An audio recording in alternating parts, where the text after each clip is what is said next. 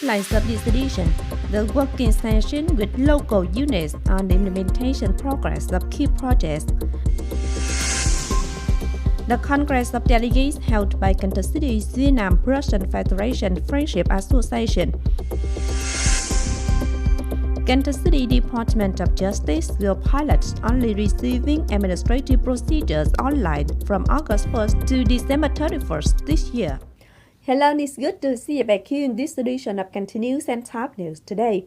On July 27th afternoon, Secretary of Cần Thơ City Party Committee Nguyễn Văn Hiếu had a working session with local units on the implementation progress of the East of Cần Thơ Hậu Giang section of the North-South Expressway project, Châu Đốc Cần Thơ Sóc Trăng Expressway, and the Western Green Road project to urge the progress as directed by the Prime Minister.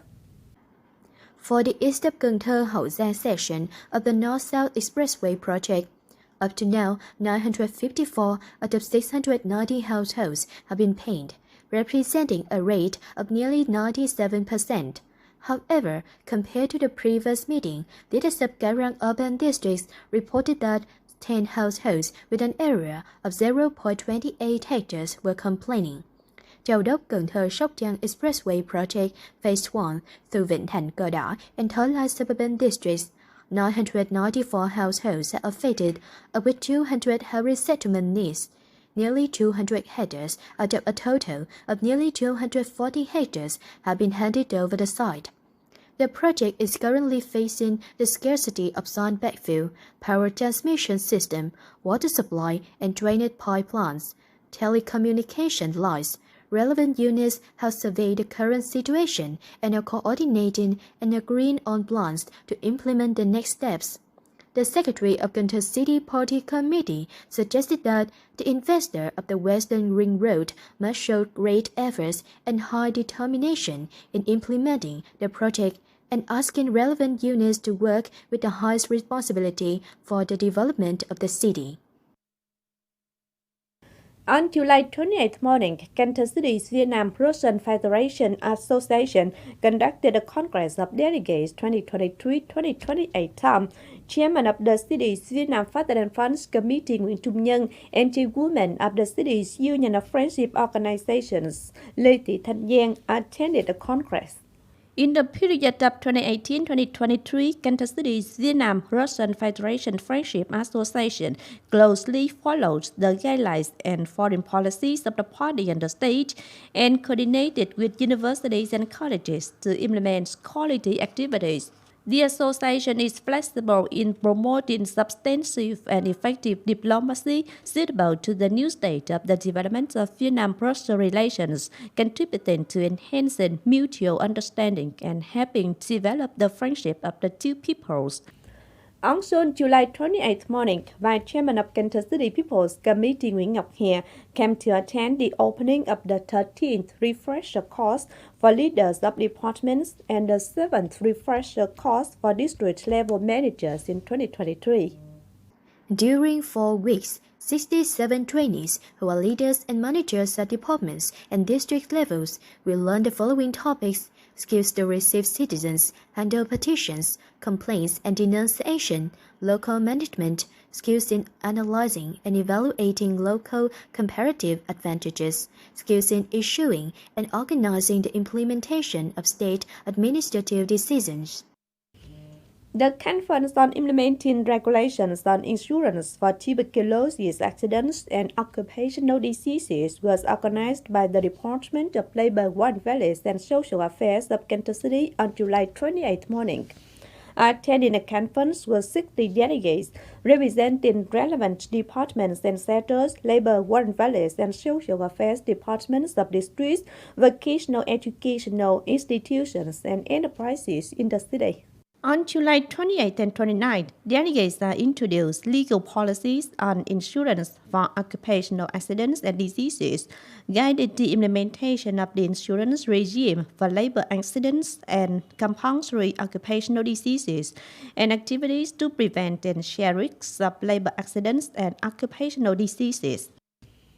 In order to raise awareness and communication skills on social evils prevention and control in 2023 for officials, grassroots propaganda, and female members, On July 28th morning, the city's women's union, in collaboration with the Departments of Labor and Values and Social Affairs, organized a training course on prevention, combating human trafficking, and the law on domestic violence prevention and control for 120 female officials and members in the city. Through the training, trainees better understood the provisions of the law on human trafficking prevention, domestic violence prevention, to share content on the current situation of human trafficking cases and the tactics of criminals, the reception and support of trafficking victims to return to their localities early, to integrate into the community, ways to identify and prevent human trafficking crimes.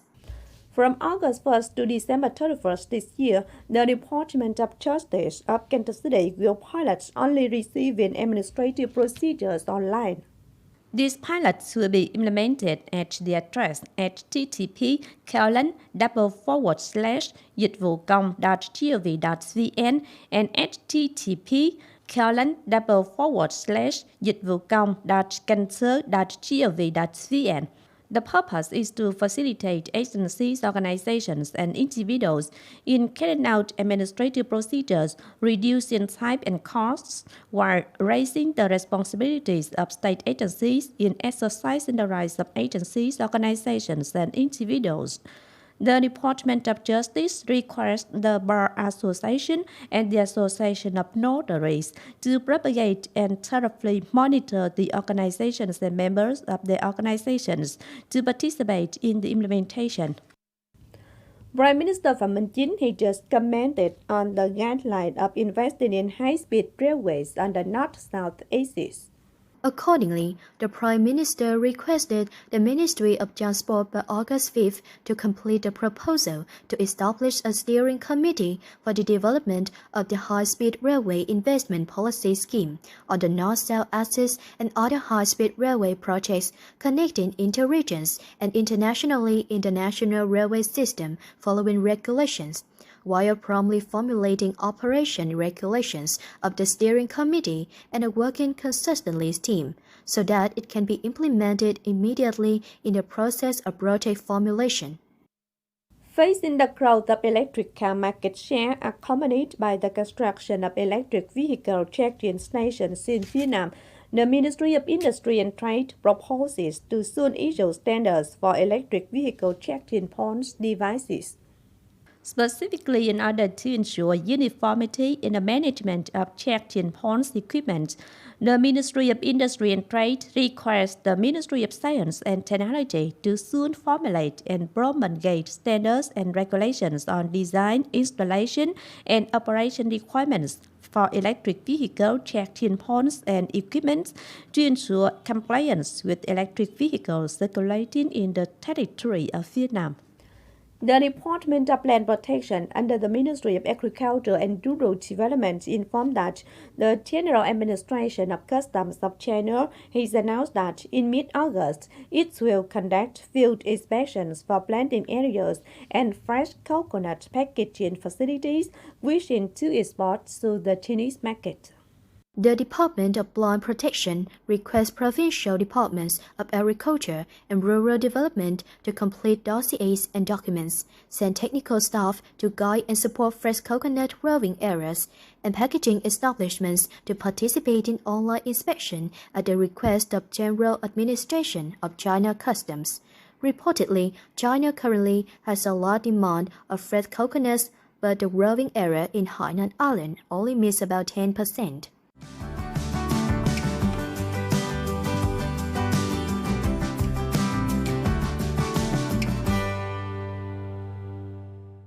Now, as usual, before moving to the close, let's take a quick look at the updated weather forecast.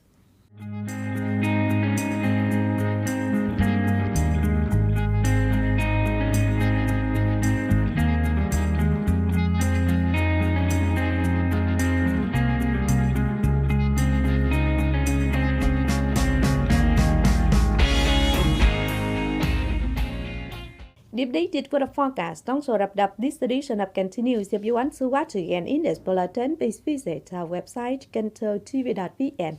And now thanks for being with us. Goodbye and see you next time.